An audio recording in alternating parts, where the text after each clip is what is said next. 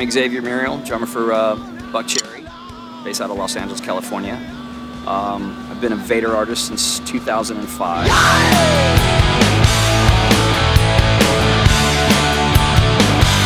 I play the XD 5Bs. I used to play 2Bs for many, many years, and then I realized that I was going through too many cymbals and too many sticks. Switched to the XDs, and they're great. They're weighted properly, long, so you get a nice whip effect to them. They're the Nude series, which is better for me, minus the lacquer, because I use a little bit of compound for a better grip. I originally started out on guitar and realized I sucked really bad. My mother was a drummer in high school, so she actually had a snare drum in the garage, and I grew up in a Latin household with lots of music and lots of drumming. And one day I wanted to go see a concert, and it happened to be Kiss. My parents dropped me off at the Civic Center. I was 11 with a $20 bill, and that's when Eric Carr, that was in the band, God rest his soul, and I saw him, and that was it. I was done. I wanted to be a drummer, so I remember that my mom had that snare drum, made her pull it out, and I've been playing pretty much ever since. Never really did any formal training, which, you know, I should have. So kids, if you're paying attention, you know, go back, learn your rudiments. Very important. And then I've just been stuck ever since. I pretty much, you know, was like, this is what I want to do for the rest of my life. And as much as you can know that when you're 13, you know, it was all good though. But here I am, you know, a couple of decades later, playing rock and roll in a great band, and I've toured with most of my idols, you know, so it's a good thing. I remember working at a custom Harley shop in Austin, Texas, and Keith and I had been friends from many years back because I lived in LA once before, and I heard this band on the radio, and you know, they said brand new out of Southern California, Buckcherry, and they played the song, and I was like, what is this? So, I mean, I was a huge fan, as well as a friend of one of the guys in the band. And they had some success through the next record, and then they disbanded, and Josh did a solo record, and Keith went and worked with a bunch of really great producers and became a collector of really great vintage gear. And then lo and behold, you know, years later in 2004, no, it was 2005, I moved back out to Los Angeles, and I had known Keith, and we kept in touch, and I needed a place to put my drums. Well, one thing led to another. Jimmy came into play, and then Stevie, and then Josh came in, and we just started jamming. And because I was a fan, I knew all the songs. It just kind of worked out, you know. And but you know, there was never any guarantees. You know, it was, you know, along with everything else, you know, you had to definitely put your time in it. But you know, we did everything ourselves. Nobody would sniff us. Nobody wanted to touch us. We weren't cool. We weren't hip. We were tattooed. We weren't emo. We weren't the flavor of the month. And all we wanted to do was put out great rock and roll music. So we did everything on our own. You know, we did all our own videos with our own money. Everything was viral. It was very organic. And then, ironically enough, the song that nobody thought would do anything, "Crazy Bitch," is the one that sent it, you know, over the loop. So that was August of '05. And we've been on the road ever since. You know, we put out 3 other records. Our latest one, All Night Long, and then Black Butterfly before that. So. We've been going strong with something, with a rebirth of rock and roll that a lot of people didn't think was going to happen again. There's a couple that come to mind, but there's 2, 3 actually. One was we were in Edmonton, Alberta, Canada, and we were playing this very small club, and it happened to be the night that the Edmonton Oilers were playing for the playoffs. So anybody who knows anything about hockey in Canada, you know, do the math. We were playing, and they had lost, and everybody was completely hammered, and somebody threw a Corona bottle, a full Corona bottle. Who wastes beer? And it hit my ride and exploded in my face. I had tons of beer and glass, and my guitar player was looking at me asking me, "Are you okay?" And I was like, "Don't stop, keep playing." And finished that show and had to go to the hospital and have some stuff removed. That was one. The other one was we've played every possible element that a band could play in. Friday night in Pryor, Oklahoma, we played in 104-degree weather on stage. The next day and Saturday, we took a red eye to Edmonton again and played that night outdoors in 30-degree weather with snow coming down on the stage, melting, people squeegeeing. 2 days later, we played a sandstorm in Valentine, Nebraska.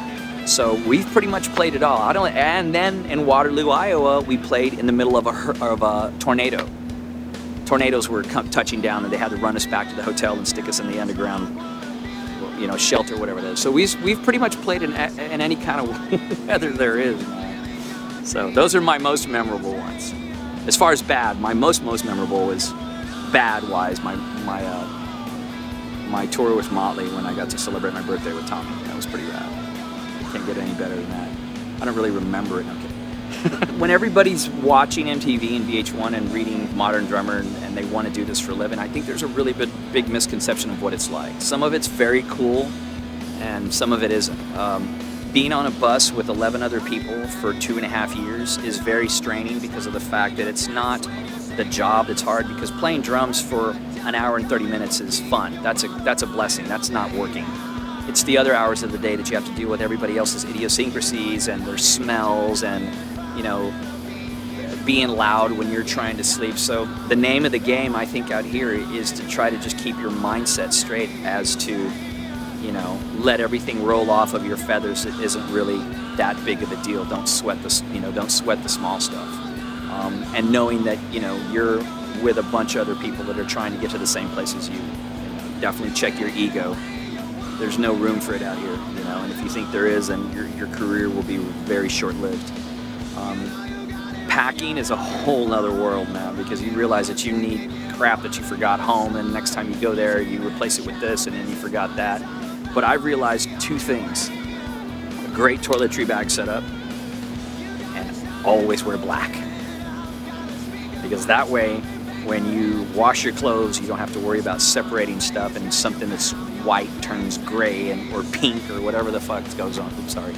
And but yeah, I mean, those are the trials and the tribulations of the road that I don't think a lot of people realize. They think it's all ooh, but being in a bus with that many people, you got to really kind of focus on what's important. Playing the best you possibly can, just living the dream, taking it easy, and not really letting things get to you that don't need to. So, on the new record, All Night Long, I did all of the drums as far as the tunings, the head composition. I didn't have a drum doctor come in this time because I knew exactly what I wanted the drums to sound like and what the band collectively wanted the record to sound like. And it was a lot different than what most people do. You have a drum doctor come in, they tune your stuff, they play it for you, you go in there, you track, they change heads, and I kind of wanted it to be more of my touch on the tones and the way the record came out.